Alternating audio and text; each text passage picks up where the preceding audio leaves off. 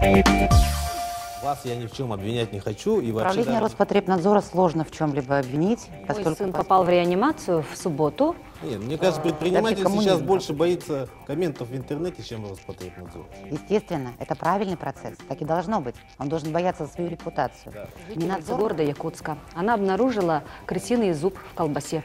Это дело случая, пожалуется на него человек или нет. Каждому человеку контролера не представишь. У нас только вот на Раяне и в других наших, оказывается, фирмах.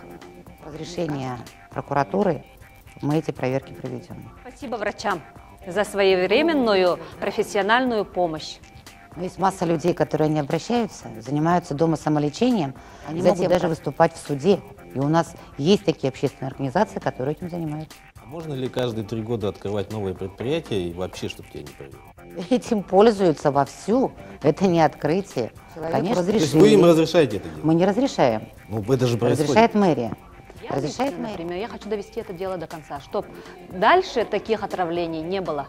Дело-то не в государственных органах и в надзорных. Это не я виновата, не государство не виновато. Это виноват предприниматель. Он должен понимать свою ответственность. Если бы я жила в деревне, ну, допустим, моя семья жила в деревне, или, допустим, не было бы у нас машины, был бы летальный исход.